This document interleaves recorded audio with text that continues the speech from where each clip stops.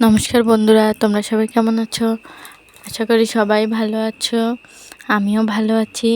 আবার জলছাপ তোমাদের জন্য আরেকটা নতুন ভিডিও শেয়ার করতে চলে এসেছে তোমাদের সাথে।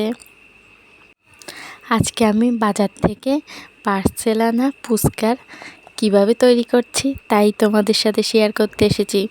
এটা কিন্তু তোমাদের শেখাতে আসিনি, আমি কিন্তু শেয়ার করতেই এসেছি আমি কিভাবে তৈরি করলাম।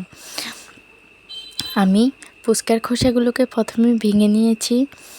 এটা দেখে নিশ্চয়ই তোমাদের জিভে পানি আসছে। পানি আনবে না, আগে ভিডিওটা দেখো, তারপর জিভে পানি আনবে, বুঝছো?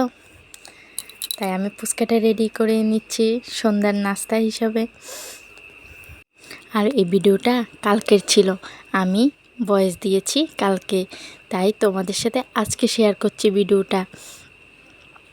তোমরা কেউ কিছু মনে করবে না কিন্তু, এটা আমার কালকের সন্ধ্যাবেলার ভিডিও তোমাদের সাথে আজকে শেয়ার করছি। দেখো আমি ফুচকাগুলোকে তৈরি করে নিচ্ছি। ফুচকা কার না খেতে ভালো লাগে।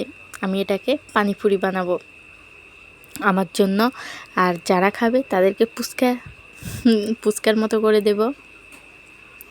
আমি সবগুলোতে আলু মাখাটা ঢুকিয়ে নিচ্ছি। আর তোমরা ইদানিং দেখছি আমার ভিডিও কেউ দেখে যাচ্ছ, কমেন্ট করছো না। কেন? আমার ভিডিও কি ভালো লাগছে না তোমাদের কাছে? এত কষ্ট করে ভিডিও তৈরি করছি, আর তোমরা যদি সুন্দর সুন্দর কমেন্ট না করে যাও, মনে কি উৎসাহ আসে? অবশ্যই কমেন্ট করে যাবে। আর আমার ভিডিওটা ভালো লাগলে তো অবশ্যই শেয়ার করে দেবে, অন্যকে দেখার সুযোগ করে দেবে, এটাই তোমাদের কাছে অনুরোধ রইল। আর সবসময় ছোটরা ছোটদের পাশে থাকবে, তাহলে দেখবে ছোটরা কখনো পিছিয়ে থাকবে না। ছোটরা সবাই বড়দের পিছনে পড়ে থাকে, তাতে ওদের লাভই হচ্ছে না। তাই বলছি, ছোটরা ছোটদের পাশে থাকবে, অবশ্যই এগিয়ে যেতে পারবে। তোমরা যারা আমার ভিডিওটা দেখছো অন্তত একটা কমেন্ট করে যাও। বেশি কিছু তো চাচ্ছি না তোমাদের কাছে, একটা কমেন্টে তো চাচ্ছি। তাহলে দিতে অসুবিধা কোথায় তোমাদের? অবশ্যই একটা কমেন্ট করে যাবে। ভিডিওটা কেমন লেগেছে অবশ্যই জানিয়ে যাবে। আর কার কার আমার ভিডিওটা দেখে জিভে জল এসেছে সেটা তো অবশ্যই জানাবে, কিন্তু না জানালে আমার মনে খুব কষ্ট আসবে।